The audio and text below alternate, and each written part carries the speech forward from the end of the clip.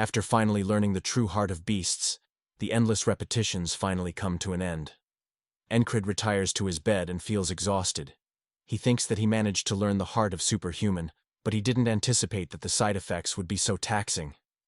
Encred lies on the bed, and his body sizzles from the heat. Encred lies on the bed motionless and tells Rem that he is unable to move a muscle.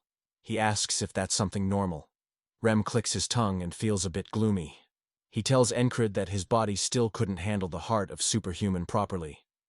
Auden comes to Encred's side and tells Encred that he has pushed his muscles past their limits for the first time. Thus, having this amount of muscle pain and the inability to move was inevitable. Encred tries to get up, but no matter how much he tries, he isn't able to do anything. He thinks this much muscle pain is absolutely terrible. The technique Heart of Superhuman is truly an amazing skill. It lets the user surpass their human limits and unleash destructive hell. However, it overloads the body after use. Even now, he can feel that toll taking on his body. However, knights are able to surpass their human limits even without using these skills. They have the skin of a human, but have the power of a giant. They have the athleticism of a frog and the dexterity of a fairy. That is what being a knight means. Encred feels a bit sad that there's still such a huge power gap between him and a knight. He still has a long way to go. Auden gets up and suggests Encred take some rest for at least a whole day. Auden offers assistance in helping Encred get some rest, and Encred looks with a question in his eyes. Auden gets on top of Encred and gives a sinister smile. He says this is what he calls blood, sweat, and tears. Encred feels that he misheard something and asks Auden if he could say that again. Without giving further explanation, Auden starts using his technique, and he presses hard on Encred's leg. Encred screams in agony and feels tremendous amounts of pain. He clutches the pillow hard and wonders when this will end. On the other hand, Auden remains focused on applying pressure to the joints. Encred begins to sweat more, and he thinks that Auden might kill him today. He starts believing that this wall might be created by that wandering spirit itself. Auden then proceeds to press down on Encred's ankle, and our boy once again screams in pain. Auden tells him to remember where he's pressing him down. He further explains that this skill helps loosen the muscle knots. In official records, this technique is called the Balaf-style massage technique. Even though Encred is in so much pain, he finds this technique useful. He thinks that he must learn this. And in order to do that, he must bear the pain, even if water comes to his eyes. Encred starts losing his consciousness, and he begins seeing the wandering spirit. Rem shouts and asks Auden the oaf if he's trying to kill him. Auden simply gives a smile and says, this much won't kill their leader. But judging by Encred's face, he might as well pass away at any moment. Fortunately, Encred gets to survive the day, and he finally gets to see a new day. He wakes up from his bed and thinks that he almost met the wandering spirit thanks to Auden. However, Auden's technique did make his muscles feel a lot better. On Encred's bed, Esther sleeps peacefully, while Jackson checks his stuff. Encred thinks that Auden told him to do nothing and recover, but he doesn't feel like wasting time like this. Encred picks up his sword and thinks that he should maintain his weapons at least. Suddenly, Auden comes behind Encred with a jump scare. He gives a smile and says he must do nothing. Auden snatches away the sword from Encred's hand and says he advised him not to move his muscles yet. Encred replies that he was just going to clean his sword, and that's all. Christ takes the sword from Auden and says he'll do it in place of their leader. Suddenly, Encred grabs the sword and asks Christ how he could do something for free. Christ also becomes serious and commends Encred on noticing that. He says he'll do this for 20 coppers. Encred says he'll give him 10 coppers. Christ comes down to 18 coppers, and Encred asks if he's messing with him or something. Christ says that his final offer will be 17, and he won't go below that.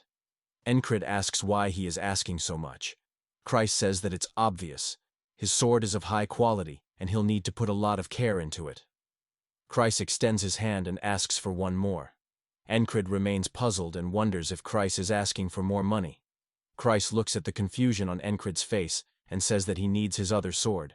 Christ takes both swords and leaves the tent, and Encred remembers that he said that he'll dual wield. Encred looks around and sees Rem just chilling by himself, and Jackson doing something unusual stuff.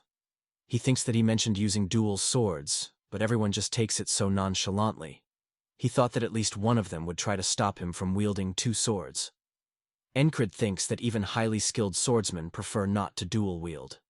Most people know that the difficulty and risk of dual wielding is far greater than the usefulness it has in combat. The first reason is that it's hard to hold two swords up without proper training. Not only that, one cannot put enough weight into a swing, as one could do with a single sword. This makes strikes weaker in dual swords.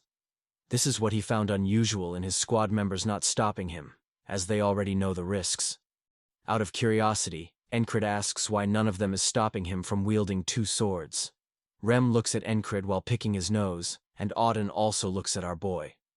Auden asks why he thinks that could be the reason. Jackson, while carving something on the stone, tells Encred that he's stubborn. Encred points to himself and asks if he's really stubborn. Auden laughs at this and says even now he's being stubborn for not accepting the fact. Encred says that he's not being stubborn on purpose. Ragna wakes up from all the noise and asks if there's a reason why he's dual wielding in the first place. Encred thinks about the answer for a second and says he simply feels like doing it. When he used two swords at once, he felt really good at that time. Encred remembers his past memories and thinks that the feeling of wielding two swords is similar to him wanting to become a knight. Encred and his previous squad mates sat in front of a small bonfire, and one of them sang a song. Encred looked at the beauty of the scene, and with the rhythm of the song, he felt like becoming a knight. Suddenly, some guys come from Encred's back and kick him in the head. They say that he will remain pathetic as usual. Hearing that song won't turn him into a knight. They beat Encred more, call him pathetic, and leave from that place. Encred slams his hand on the ground and thinks that even if everyone laughs and tells him that it won't happen, he would live for what he wants and what he likes. So that's why he never gave up on the idea of becoming a knight. And that's also the reason why he doesn't want to give up on using two swords. Auden and Ragna look at Encred curiously, while Jackson doesn't make eye contact with Encred. On the other hand, Rem thinks that he's different from their squad leader. He had everything he wanted in his life, but he tossed them away. But their squad leader started with a single sword, and still continues to push forward. Rem sighs and feels delighted to have Encred as their leader. He says that's the reason why he likes him so much. Ragna chimes into the conversation and tells Rem that he has an odd taste. Rem shows him the middle finger and tells him not to worry. He hates the rest of them. Ragna agrees and says he doesn't like any one of them either. Jackson also agrees with the fact, and Auden also agrees. Auden further gives the philosophy that God told them to love all the creations, but he has limits as a mortal man. He doesn't like them either. Rem becomes annoyed with his squad mates and says they are all the same. It's just that they talk too much. Encred also chimes in and says they all get along well. However, Ragna finds that comment a bit insulting. Suddenly, Jackson shows up with multiple rocks in his hand and asks Encred if he's bored with wasting time. If that's the case, then they can start their training. However, Encred replies that he was told to get some rest by Auden. Jackson says that he needs to stay still for this training and only needs to use his eyeballs. He names this training Dodging Sense and says, this is what he'll learn next. Encred's eyes brim with excitement on seeing a potential new level up. On the other hand, Kreis cleans Encred's sword with a cloth. He checks the sword's shine and thinks that it looks as good as new. Suddenly, Kreis overhears some soldiers talking at a distance. They talk about how the main battle is taking longer than expected. Kreis's interests peek in and he hears intently. The soldiers talk that neither side seems to back down. On top of that, there's a new unit within the enemy camp. They are probably the soldiers who ran away after fighting against them. Kreis ponders over it deeply and thinks that this doesn't sound good. He picks up both swords and thinks that he needs to gather more information. He wonders what the hell Aspens are trying now.